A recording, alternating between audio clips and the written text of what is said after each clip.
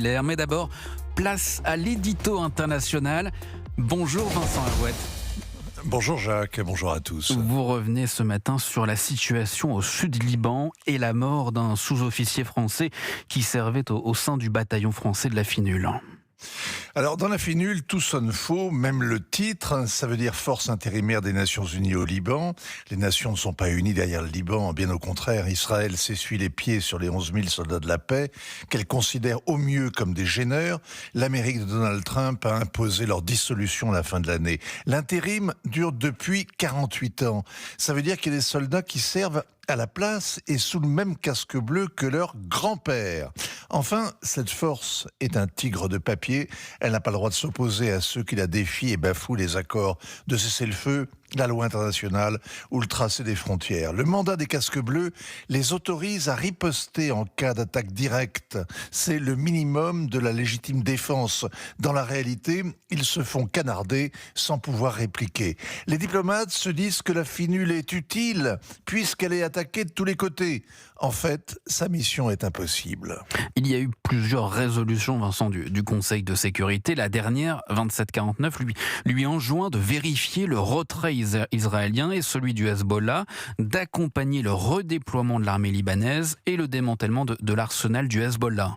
Oui, depuis un demi-siècle, la finule attend que le gouvernement libanais rétablisse son autorité sur le sud du pays et Godot n'est jamais venu. L'État libanais est paralysé, il a peur d'une nouvelle guerre civile, il est faible, il est corrompu, le Hezbollah l'a noyauté.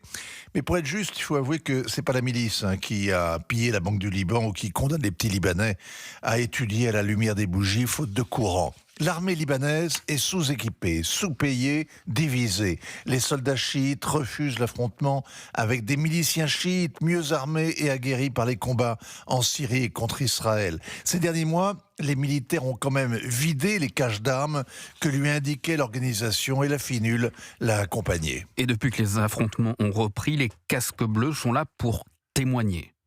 Il rapporte directement au Conseil de sécurité, c'est instructif. Prenez par exemple la dernière semaine de mars. Le 23, des tirs contre le QG à Nakoura par un acteur non étatique. Traduction, le Hezbollah a pilonné la caserne. C'est une provocation. Le 28, ce sont les Israéliens qui tirent sur une patrouille du bataillon franco-finlandais. Les blindés sont arrosés à l'arme légère et un char Merkava tire au canon à quelques mètres des casques bleus. C'est de l'intimidation. Le lendemain, un soldat indonésien meurt dans une explosion. Le surlendemain, 2 autres Indonésiens sont tués. Qui a tiré ? Enquête en cours.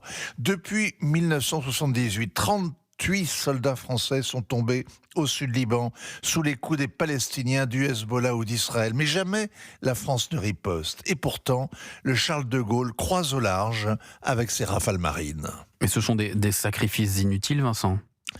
Les soldats français servent de punching ball, plus royalistes que le roi. Ils se battent pour la souveraineté du Liban à la place des Libanais.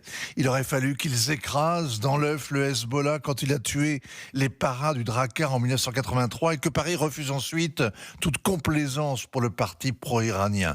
Tout est perdu. En réalité, fort l'honneur, la France ne pèse plus rien, mais le sergent-chef Florian Montorio a tenu la promesse faite jadis par le roi de France de toujours se tenir aux côtés des chrétiens du Liban. Ainsi va le monde, signature Europe 1, Vincent Herouet. Merci Vincent.